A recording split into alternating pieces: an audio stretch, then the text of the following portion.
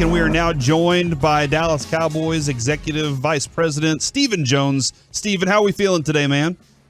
A lot better. Yeah. It's good to get back on track, and really thought our guys stepped up and, played with the play style that Coach McCarthy and Dan and Bones expect them to do. So thought it was a real good game. Obviously, still a lot we need to work on and get better if we want to get to where we're going to get. But, that's anytime you play a Bill Belichick coach team and come away with that kind of result, it's a positive.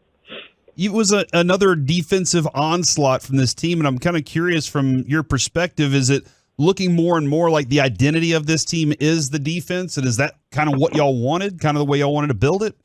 Well, hats off to the defense, and that they play. All around, I thought we played really well. I thought we hit well. I thought we obviously took the ball away, which is top of the list. Although we didn't have a lot of sacks, we got a lot of pressure.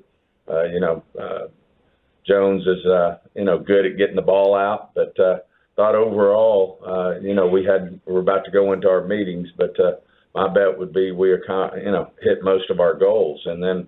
Offensively, I just think, when you say the identity, I think we've got a chance to be a really strong offense as well. I mean, we're moving the ball. We're just, still got to continue to work on results in the red zone, and I believe that's going to come. I think we've got the players to make the plays, to get the ball in the end zone, and I think ultimately that's going to happen, and it's just a matter of continuing to find what's going to work the best for us and execute and make plays. Stephen, how tough at times is it to evaluate when you're up by so many points? There's not many blowouts in the NFL, and somehow you guys have had 3 out of 4 blowouts. And I'm just going from the perspective of being a baseball guy, Stephen. If we're up 10-0 in the 6th inning, sometimes our at-bats are a little bit different than when it's 5-4 in the 7th inning.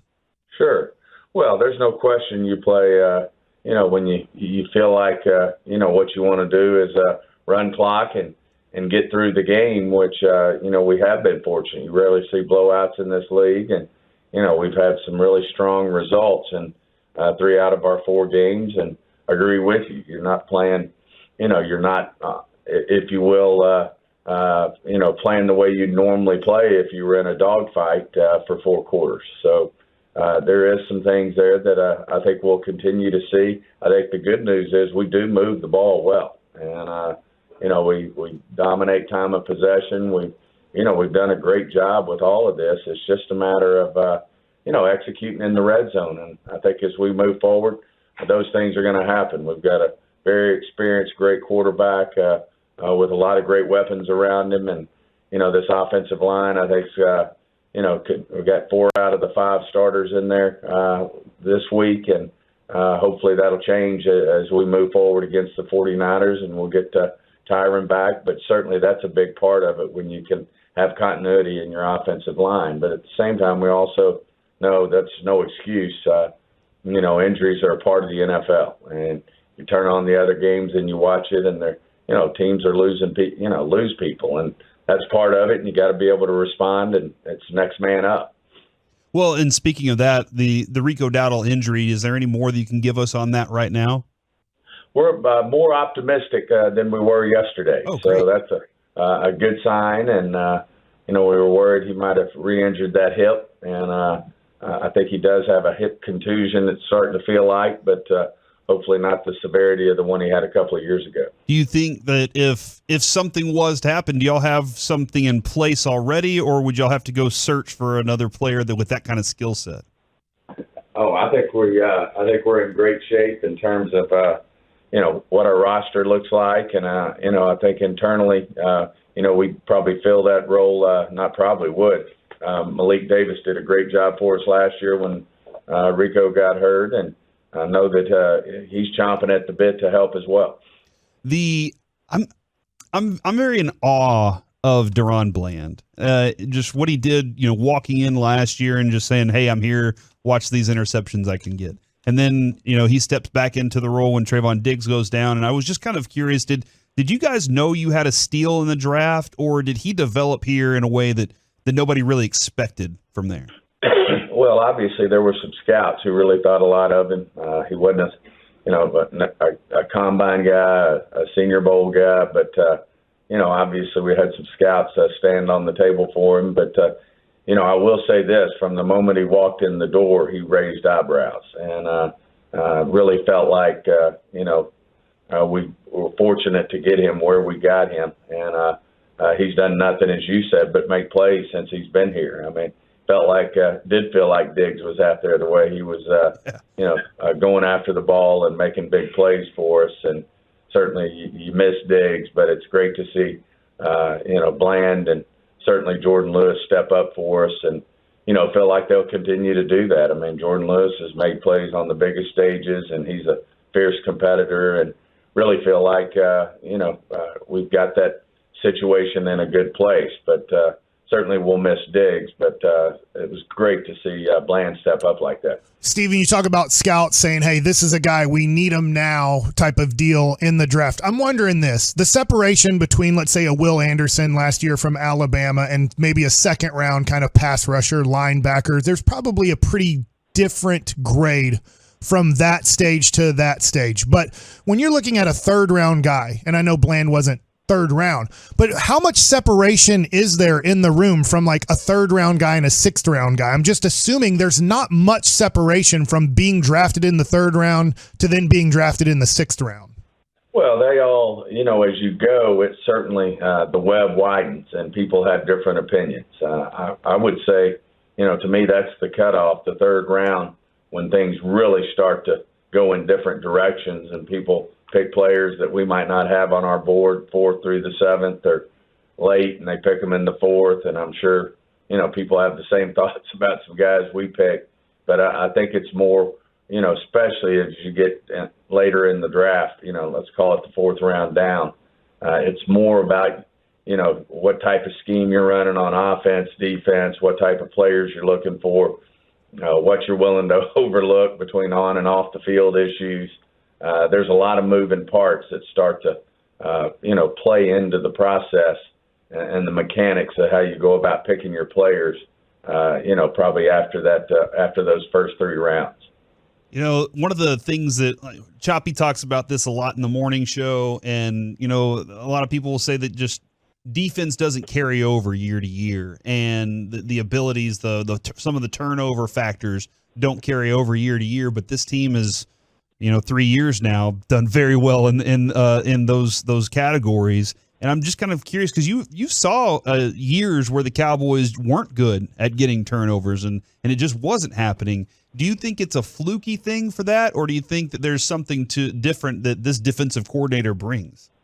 Well, I think Mike brings this to the table too. Offense and defense ball skills are a huge part of our draft evaluations. Oh. And I don't think it is an accident that we've ended up with a defense that can make plays on the ball. So sorry about that, guys. It's all right. It's awesome. But I got my ringer. My ringer's off. That's a good ringtone. But, I don't think it's an accident. I think that's part of what we're after. We know what type of player we want. I do think that's where Will McClay and his scouting staff do a great job of really wanting to understand. They sit in the training camp meetings.